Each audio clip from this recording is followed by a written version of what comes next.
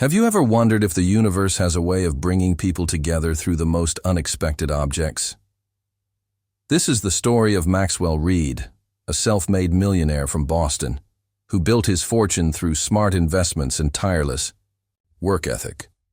At 45, he had everything money could buy: a penthouse overlooking the harbor, a collection of vintage cars, and business connections across 3 continents. What he didn't have was family. Abandoned at an orphanage when he was just 4 years old, Maxwell grew up with only a faint memory of his mother's face and a distinctive crescent-shaped scar on his left shoulder. That scar became his only connection to his past, a reminder that somewhere out there he had come from someone. Despite his wealth and success, Maxwell always felt a hollow space inside, an emptiness that no amount of money could fill. Today, we'll witness how a simple teddy bear would change everything he thought he knew about his life. It was a crisp, autumn morning when Maxwell decided to fulfill his annual charity commitment by visiting Hope's Haven, a struggling orphanage on the outskirts of town. If you're enjoying this incredible story so far, make sure to hit that like button and subscribe to our channel for more heartwarming true stories that will restore your faith in humanity. Leave a comment telling us if you've ever reconnected with someone from your past through an unexpected item. Now, Maxwell had donated substantial amounts to various children's charities over the years, but he always kept his distance, writing checks but avoiding personal involvement. This time, however, his new publicity manager had convinced him that a photo opportunity would boost his company's image. "Just an hour of your time," she had promised. "Shake some hands, take some pictures with the kids, and you're done." Little did Maxwell know that walking through those doors would trigger a chain of events that would unravel the mystery of his past. As his driver pulled up to the modest brick building, Maxwell straightened his tie and prepared his practiced smile, the one he used for business meetings and press conferences. The director of Hope's Haven, Ms. Ellington, greeted Maxwell with genuine warmth.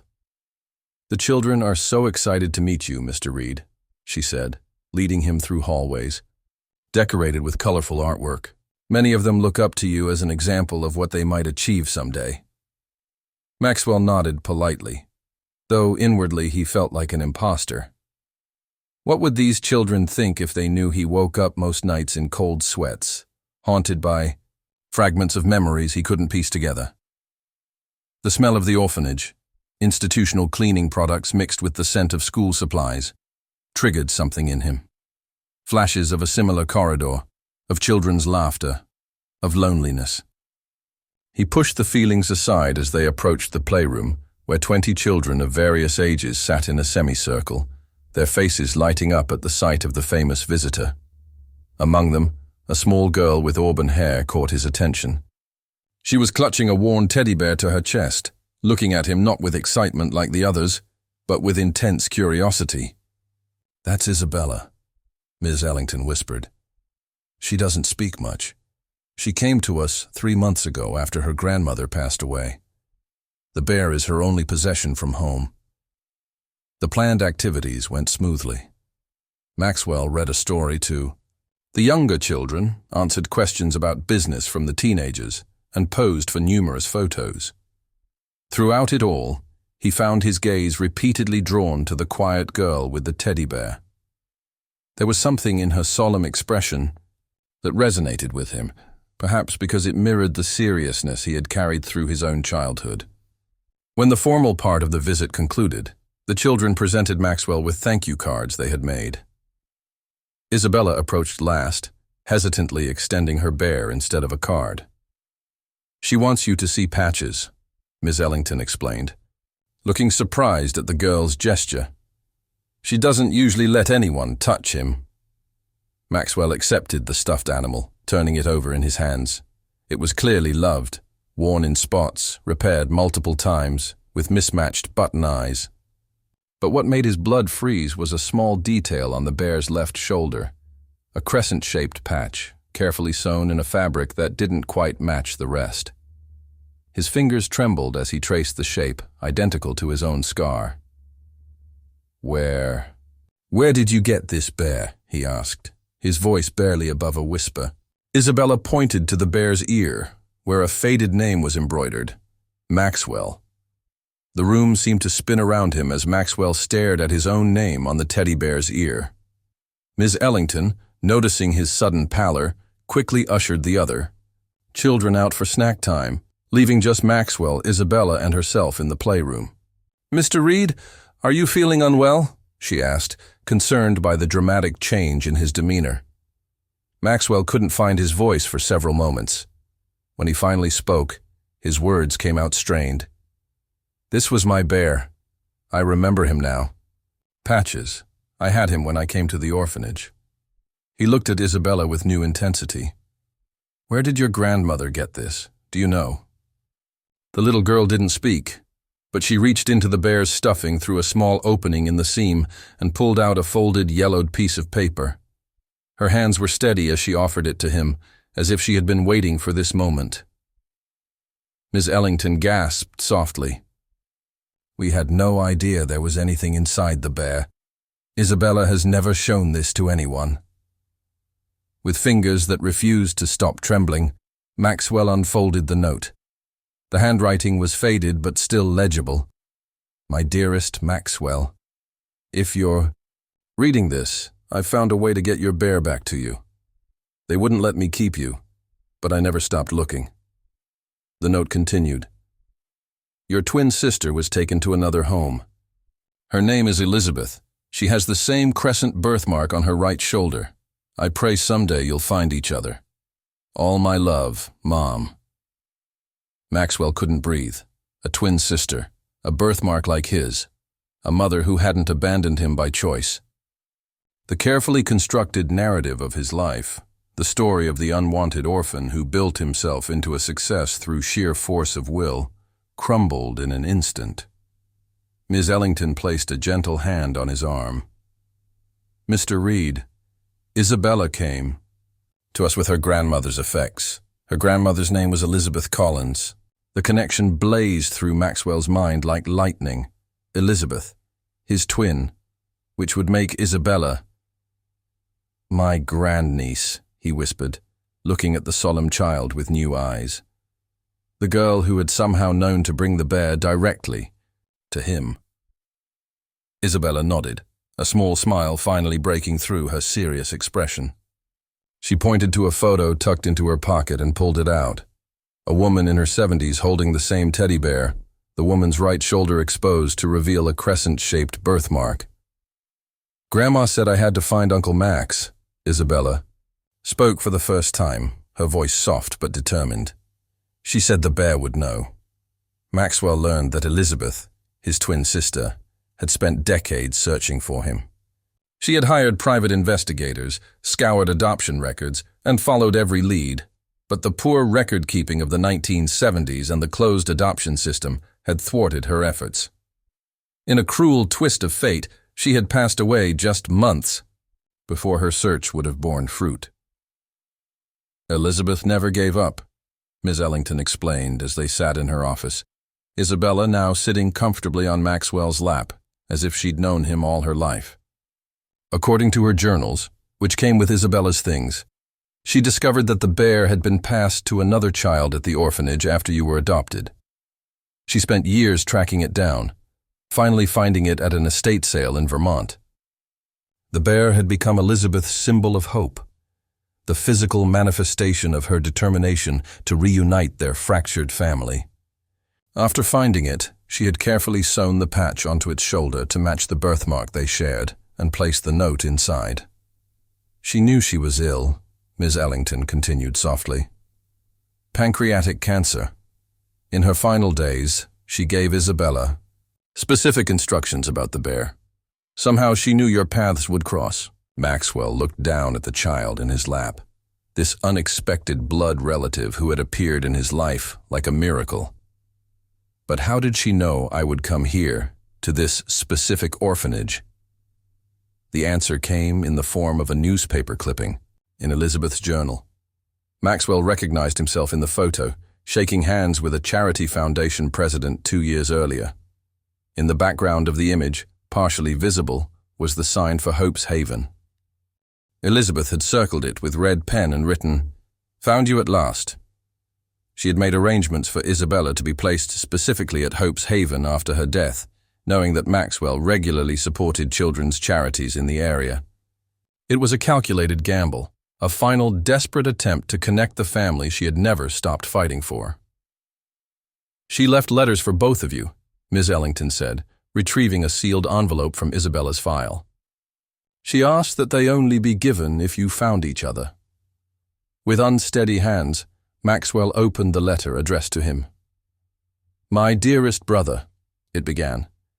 If you're reading this, then my Isabella has found you, and Patches has finally come home. I'm sorry we never met in this lifetime, but please know I never stopped looking for you. Our mother died believing we would find each other someday. She loved us both so much, Maxwell. We were not abandoned. We were torn apart by circumstances beyond her control. The letter revealed that their mother, Catherine, had been just 19 when she gave birth to twins. Unmarried and disowned by her wealthy family, she had tried desperately to keep her babies. For nearly 4 years, she had managed, working multiple jobs and barely sleeping.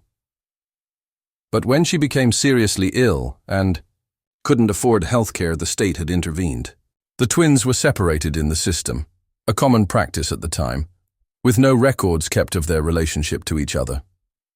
She died when we were 12, Elizabeth's letter continued. But she left me her diaries and the knowledge that somewhere I had a brother with my same eyes and the same crescent moon on his shoulder. I've spent my life trying to complete her mission to reunite us. Maxwell couldn't stop the tears now flowing freely down his face. All those years of believing he was unwanted, discarded. The bitterness that had driven him to succeed but kept him from truly connecting with others. It had all been based on a misunderstanding. His mother had fought for him. His sister had searched for him. And now, this solemn child with wise eyes had finally brought the pieces of his fractured history together. Isabella reached up and wiped a tear from his cheek. Grandma said you might cry, she said matter-of-factly. She said that's okay because they're fixing tears, not breaking tears. The DNA test confirmed what Maxwell already knew in his heart. Isabella was indeed his grandniece, the granddaughter of the twin sister he had never known.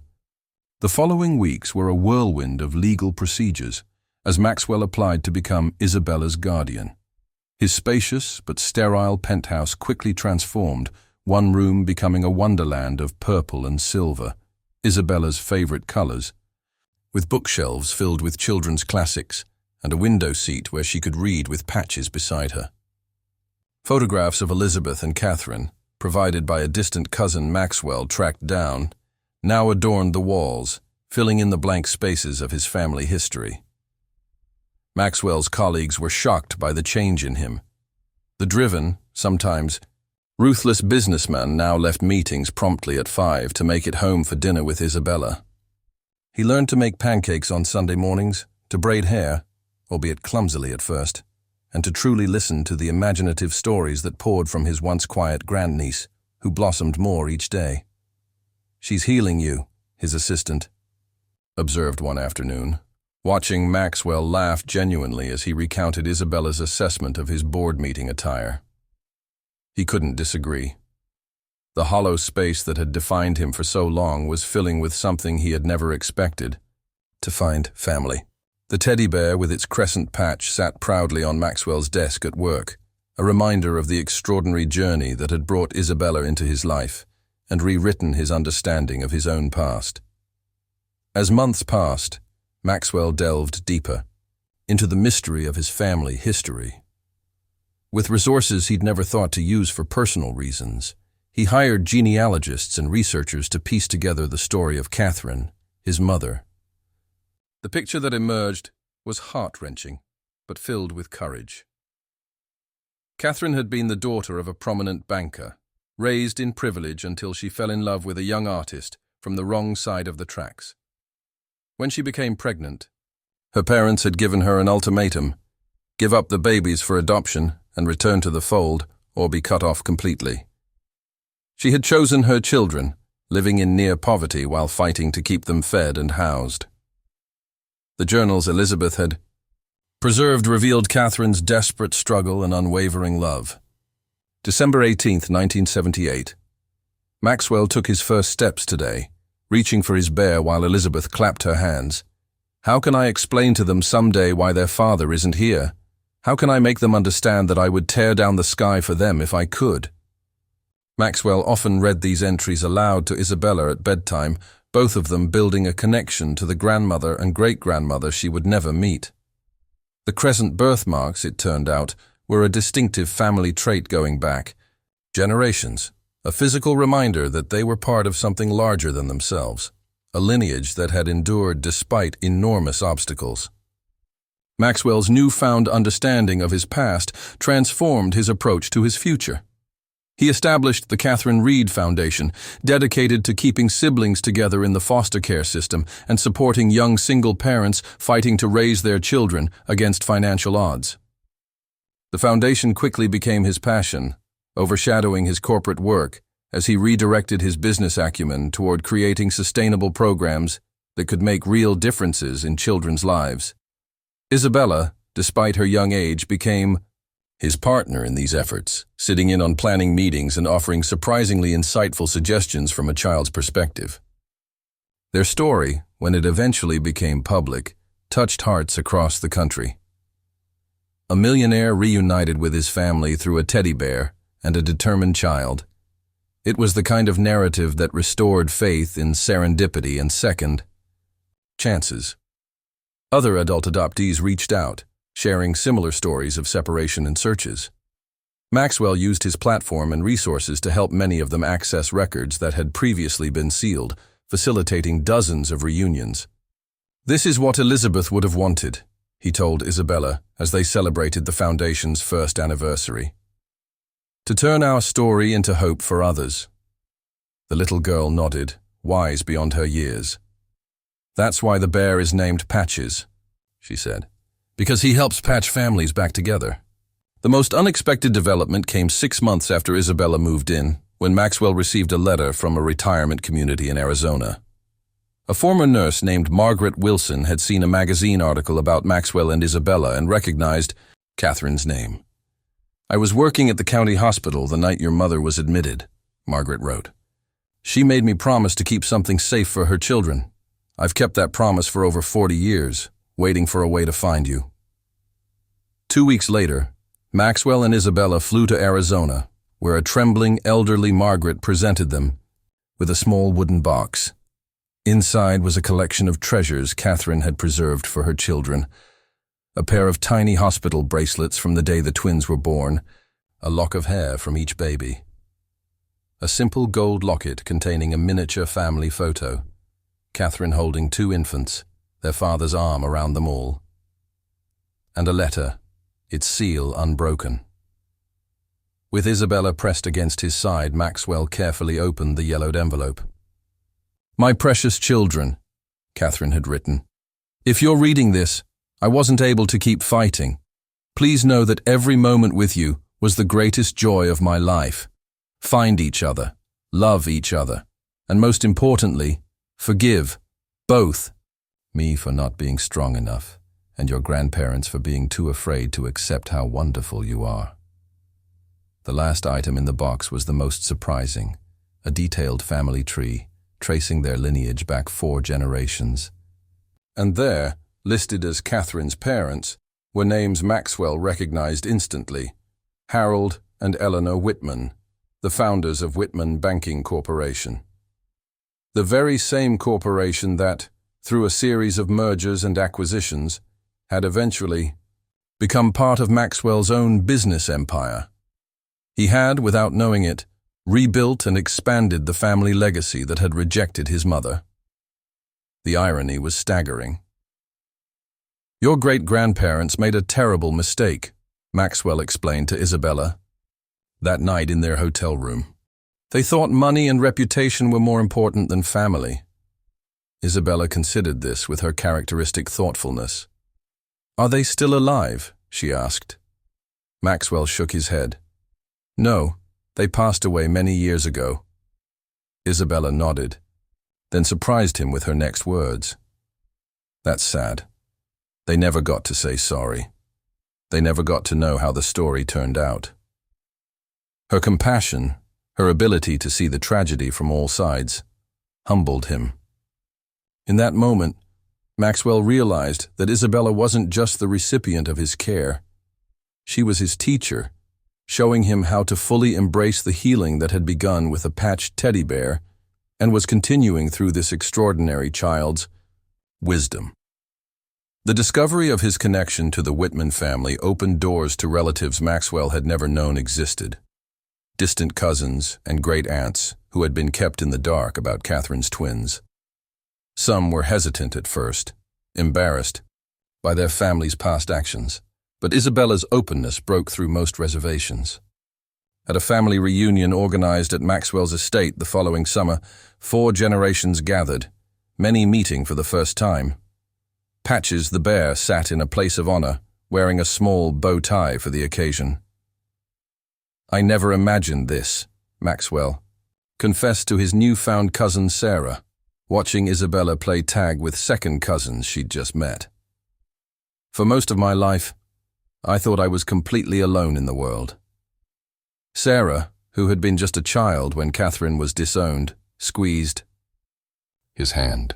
My mother used to light a candle every Christmas for her lost niece and nephew. She never told us who they were. I think she was ashamed of not standing up to her parents, but she never forgot you existed. Throughout the day, Maxwell observed how family traits appeared across generations. The same distinctive laugh, the same way of tilting their heads when confused, the same creative streak that had drawn Catherine to her artist boyfriend decades ago. And on several of the younger children, hidden on shoulders and backs, the same crescent birthmark that had ultimately brought him and Isabella together. The teddy bear's journey became something of a family legend, recounted at gatherings and eventually documented in a children's book Maxwell published, with proceeds going to the foundation. Patches Finds His Way Home told the story of a special bear with a mission to reunite a family, illustrated with Isabella's drawings and written in Maxwell's newly discovered voice, warm, hopeful, and centered on the power of never giving up. The book found its way into children's hospitals and foster care facilities across the country, its simple message resonating with children facing their own separations and uncertainties. Life with Isabella transformed not just Maxwell's home, but his entire worldview. The man who had once measured success in acquisitions and profit margins now found his greatest joy in watching his grandniece perform in school plays, in teaching her to swim in the summer, in their Saturday morning tradition of making breakfast together while dancing to Catherine's favorite songs from the 1970s. The foundation expanded, establishing group homes designed specifically to keep sibling groups together and creating scholarship programs for young parents determined to pursue education while raising their children. Maxwell stepped back from day-to-day operations of his companies, appointing trusted executives so he could focus on what he now understood was his true legacy, healing the very system that had once broken his family apart. 3 years to the day after Isabella brought Patches into his life, Maxwell sat in the courtroom as the adoption was finalized. Though he had been her legal guardian since those first whirlwind weeks, this made their relationship official and permanent. Isabella, now 8 and considerably more talkative than the solemn child he'd first met, bounced excitedly beside him in a new dress she'd selected for the occasion. Now nobody can ever separate us, she declared as the judge signed the final documents. Maxwell hugged her close, remembering how empty his life had been before this extraordinary child had appeared with a patched teddy bear and an impossible story.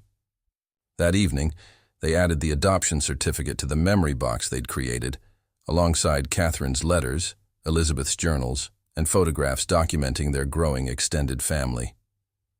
I think Grandma Elizabeth and Great-Grandma Catherine would be happy, Isabella said as they closed the box together. Maxwell nodded, unable to speak past the lump in his throat. In the space of 3 years, he had gone from a man with no past to a man with a rich family history. from a man with no future beyond his next business deal to a man with generations connected to him through blood and love. And it had all begun with a bear named Patches, who had indeed known exactly how to find his way home. At a foundation fundraiser later that year, Maxwell found himself sharing the story with a group of potential donors. "The remarkable thing," he told them, "isn't just that Isabella and I found each other. It's that my sister Elizabeth never lost faith that this reconnection was possible. She kept searching for decades, following the smallest leads, refusing to accept that some breaks can't be mended." One of the donors, a woman who had been listening intently, approached him afterward. "Your story resonates with me deeply," she said. "I was adopted as an infant, and I've always wondered if I have siblings somewhere." By the end of the evening, she had not only made a substantial donation, but had also signed up for the Foundation's newly launched DNA database program designed to help adult adoptees find biological relatives. This program quickly became one of the Foundation's most successful initiatives, facilitating hundreds of reunions in its first year alone. Maxwell often thought about the ripple effects of his own story, how the perseverance of his mother and sister, extended through Isabella and Patches the bear, had created waves of healing that reached far beyond their immediate family. The hollow space that had once defined him had not just been filled. It had been transformed into a wellspring from which others could draw hope and practical assistance for their own journeys toward wholeness. The international attention their story received led to invitations for Maxwell and Isabella to speak at conferences on adoption reform and family reunification. While Maxwell initially hesitated to put Isabella in the spotlight, she insisted on participating. "I want to help other kids find their families," she declared, with the determination that reminded him so much of Elizabeth. At a conference in Geneva, Isabella, now 9 and poised beyond her years, addressed an audience of international policymakers, Patches secure in her arms. "Every kid deserves to know their story," she told them. "And every teddy bear might be holding a secret that can change someone's life." Her simple but powerful testimony moved the room to tears and, more importantly, to action. Several countries committed to reviewing their policies on sibling separation in foster care, citing the Patches principle that family connections should be preserved whenever possible. For Maxwell, watching his grandniece-turned-daughter speak with such conviction, the journey had come full circle. The abandoned child who had built walls around his heart to survive had become the man who now worked tirelessly to ensure other children wouldn't face the same painful separations. And Isabella, once silent and solemn, had found her voice as an advocate for family preservation. The most unexpected chapter in their story began on Isabella's 10th birthday, when she made an unusual request. Instead of a party or presents, she asked Maxwell to help her create a Patches project that would distribute teddy bears to children entering the foster care system. "Not just any bears," she explained excitedly, spreading her drawings across the kitchen table. "Special bears with secret pockets inside where they can keep important things, like pictures of their families, or letters, or special little treasures that no one can take away." Maxwell, never able to resist Isabella's visions, worked with designers to create a prototype, a sturdy, huggable bear with a hidden, zippered compartment inside its stuffing, large enough to hold small mementos but completely invisible from the outside. Each bear came with a small blank journal and a copy of Patches Finds His Way Home, encouraging children to document their own stories and keep their precious memories safe. The first batch of 100 bears was distributed to children entering foster care in their city. The response was overwhelming. Social workers reported that children who received the bears showed decreased anxiety during transitions and were more likely to maintain a sense of identity despite multiple placements. The Patches project expanded rapidly, with corporate sponsors stepping forward to fund bears for children across the country. Thousands of children now carried these special guardians of their personal histories, a small but significant buffer against the disorientation of displacement. As Isabella approached her teenage years, Maxwell marveled at how their shared journey continued to unfold in unexpected ways. The quiet girl who had once communicated primarily through a teddy bear was now a confident young person with passionate opinions about foster care reform and a talent for persuading even the most skeptical legislators to consider new approaches. The Catherine Reed Foundation had become a respected voice in policy discussions, its research and programs demonstrating conclusively that maintaining family connections, whether through reunification, kinship care, or simply keeping siblings together, produced better outcomes for children. Maxwell's business empire now operated largely in the background of his life, providing the resources for his true work, but no longer defining his sense of purpose or success.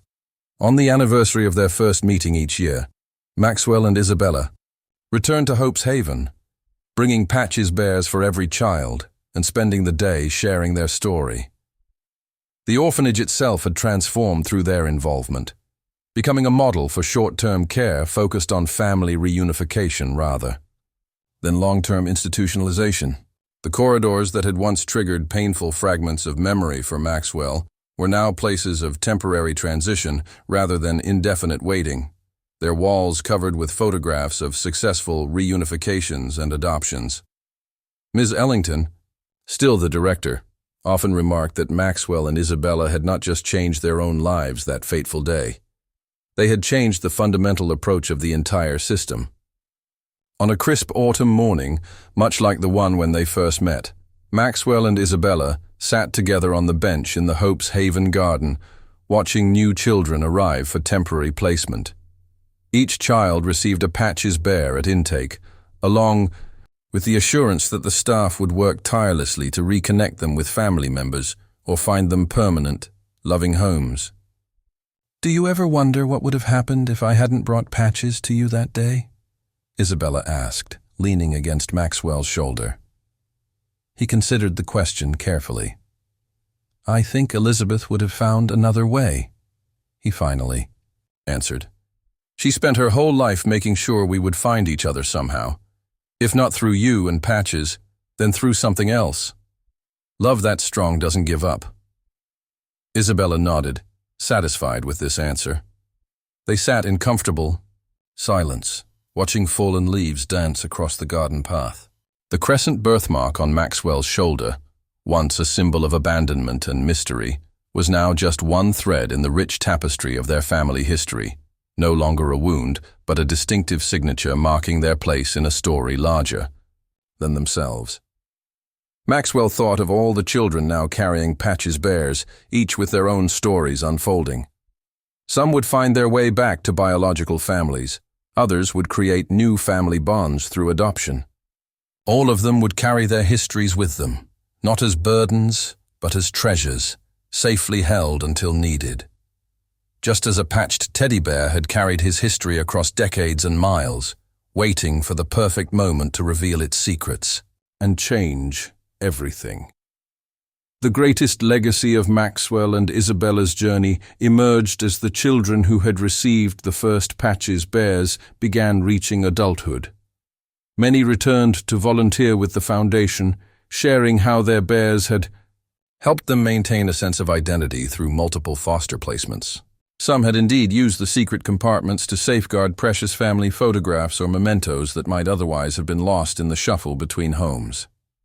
Others spoke of how the bears had become confidants during their darkest moments, silent witnesses to their fears and hopes.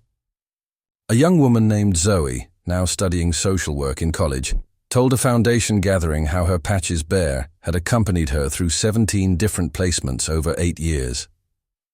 In each new home, Patches was the one constant, she explained. And inside him, I kept the only picture I had of my little brother, who was placed separately. When we finally reconnected when I turned 18, I was able to show him that I had kept him with me the entire time. Stories like Zoe's reinforced Maxwell's belief in the power of physical objects to anchor children during periods of profound instability. What had begun as Isabella's birthday wish had evolved into a recognized therapeutic tool, now being studied by child development researchers for its impact on attachment and resilience in foster youth. As Maxwell approached his 60th birthday, He reflected on the extraordinary 15 years since a teddy bear with a patched shoulder had upended his carefully constructed life. Isabella, now in college studying psychology and child welfare policy, had grown into a poised young woman with her great-grandmother Catherine's determined chin and her grandmother Elizabeth's compassionate eyes. The foundation they had built together was thriving, its programs serving thousands of children and families each year. The Patches Project alone had distributed over 50,000 bears, each one potentially carrying precious memories through difficult transitions. Maxwell's corporate accomplishments, once the sole measure of his worth, now seemed almost incidental compared to the work of healing and connection that had become his true calling. He often thought about the parallel lives that might have unfolded, the Maxwell who never visited Hope's Haven that day, who continued accumulating wealth but never filled the hollow space inside him. The Isabella, who might have grown up without knowing her family history, the truth of her grandmother's search buried with Elizabeth. Instead, they had found each other through an extraordinary convergence of perseverance, love, and perhaps a touch of destiny, embodied in a well-worn teddy bear with a distinctive patch. That bear still sat on Maxwell's desk, a daily reminder that the most valuable treasures aren't those that can be bought, but those that connect us to our shared humanity, and the relentless love that refuses to accept separation as the final word.